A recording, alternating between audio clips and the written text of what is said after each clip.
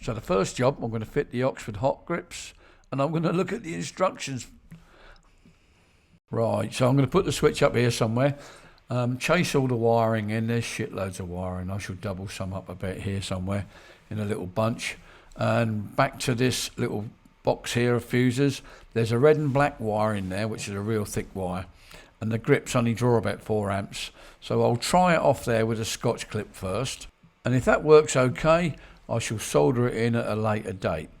The earth strap comes off here, and the beauty of where I've wired it is not live when the engine's off, so I can't flatten the battery. There's several ways of getting the old grips off. You can stick an air compressor down there and blow it and that'll come off.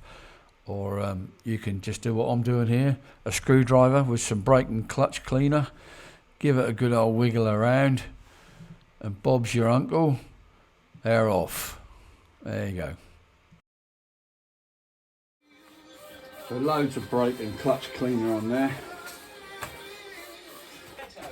According to the instructions, there might be a few burrs in the mould marks in here, and you want to get them out because that is a tight fit. So you don't want to be putting super glue on there until you're ready to go. Because if you don't get that on there first time, it's going to be hell to get it off. I've got a half round file which fits in there nicely. Their own super glue they supply. You're not going to want a lot of this on. Quick as you can. There we go. And I want that about there so it clears the clutch. Jobs are good. Yeah, that's gone off already. Put my bar end back, put a bit of copper grease on before I put it back. It just, when the bike falls over, it's a ground first, especially if you're on hard surfaces.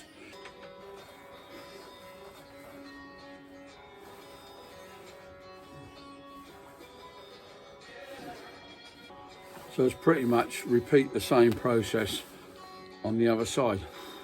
I'm getting cold, I want a cup of coffee, so. After getting the grip off this side, you can see all these little ribs. Well, they've all got to be filed down because the hot grip just won't go over. So it's get the old trusty file out and get busy. So they're all filed off now, it's nice and smooth. I've done a dummy run, it all fits on nicely now. So let's put a bit of super glue on, get ready to slide on the grip. And I'm going to put some brake and clutch cleaner inside the grip so it slides on quickly. It will just make it easier to get on, but it will evaporate pretty much straight away. Make sure you do a dummy run. You want that grip in the right place. You'll notice I've cut about 5mm or so off the end of the Oxford grip. It shows you in the instructions how much you can cut off. I cut the excess off with a Stanley knife. And as usual, there's about 3 platefuls of spaghetti to lose somewhere. Well, I've done the heated grips. They're all done, powered up. So the next job is fitting a trials tyre on the back.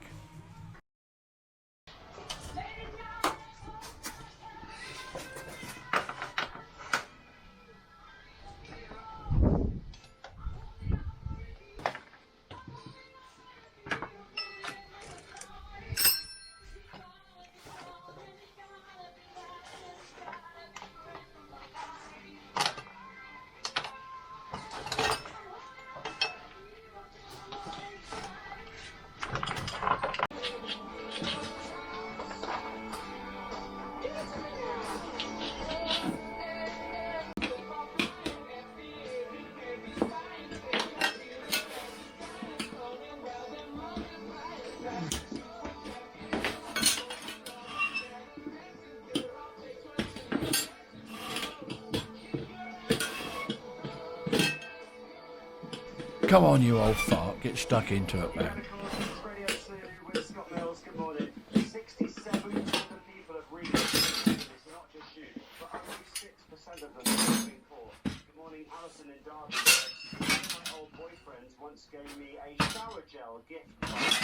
I don't want to damage the bead because I'm going to use this tyre again. So a little bit more lube.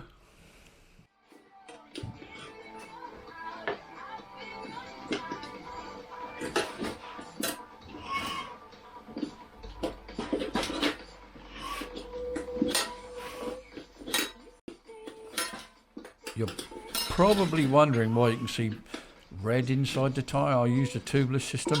That's why I'm pulling the tyre off both sides of the rim, leaving the rim inside the tyre. So I can do this. Just pull it out like so. Different technique slightly. There you go. Bingo. Give the rim a good wipe round, get any muck and any debris out of there, any rubber. Now this tubeless system has been used on another bike. Now when I first started swapping them round, I bought the tubeless tape again, which is hellishly expensive.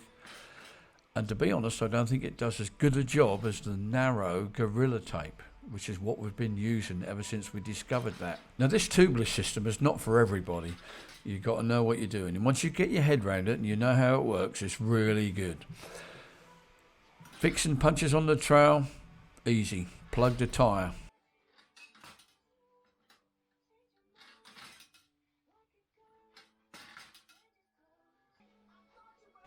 So lube up the tyre, both sides and on the inside. It helps it go on the rim better.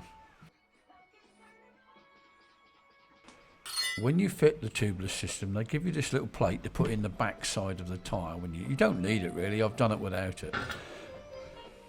Make sure the tyre grip is at the bottom and push down on the rim. The little plate keeps the back side of the rim in, and you just spoon the outside, one side then the other, until the rim pops into the tyre.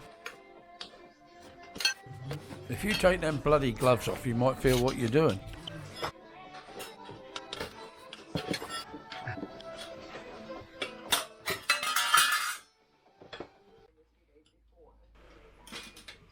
And the tyre should spoon on pretty much like any other tyre.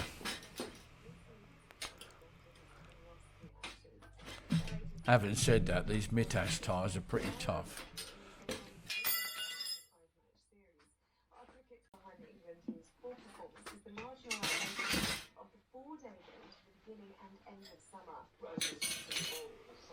Bit of extra lube won't go amiss, I don't suppose.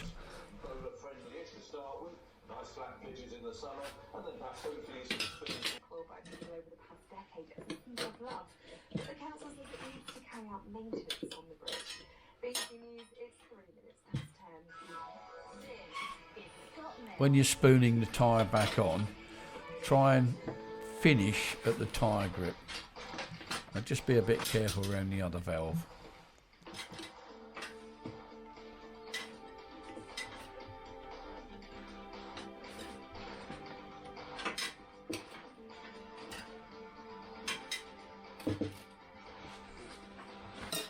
So not only are these tubeless systems really easy to repair on the trail, you can run quite low pressures and not worry about pinchers.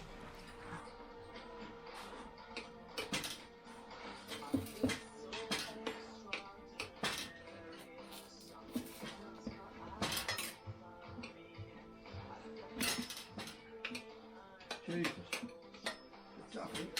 like all my tests.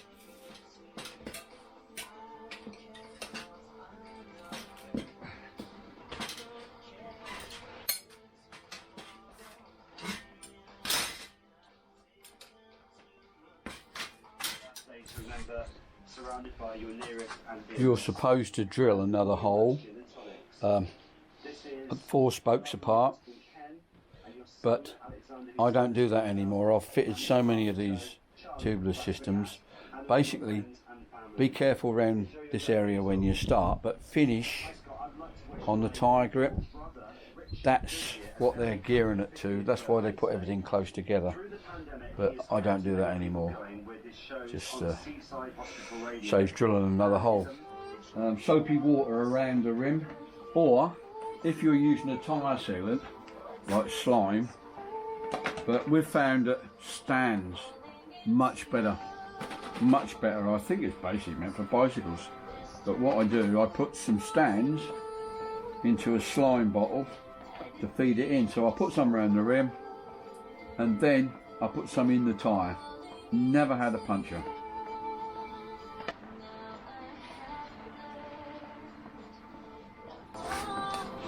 Actually, I tell a lie, I've had a puncture in the Pyrenees, but that was before I was using stands, and we just plugged it.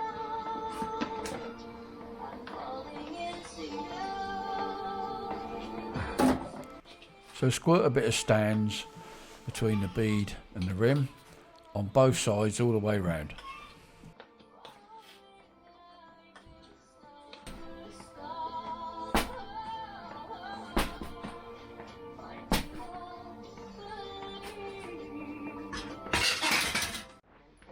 I'm having a lot of trouble with my compressor getting up to pressure, it keeps tripping out, but it don't matter, I can get a little bit in and then I can do it by hand with a hand pump.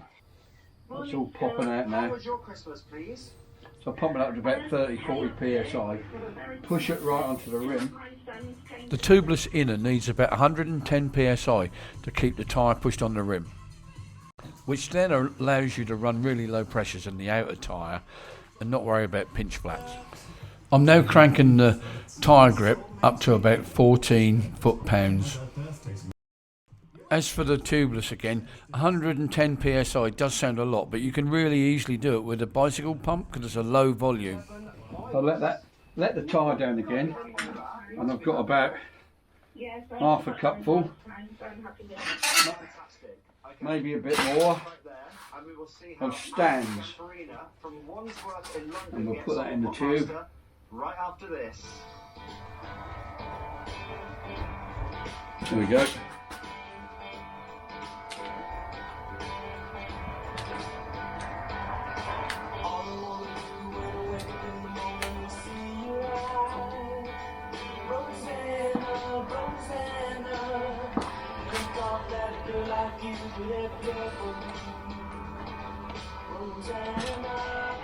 That's it.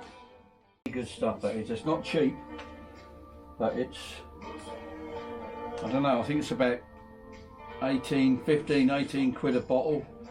You could probably do about 3 or 4 tyres with it. You know, don't put as much in as they say. Just put in half a cupful. Well, that's about it. Thanks for watching. In the little jobs part 5, we'll be putting the wheel back in, but before we put that back in, we'll be fitting new brake pads and a front sprocket.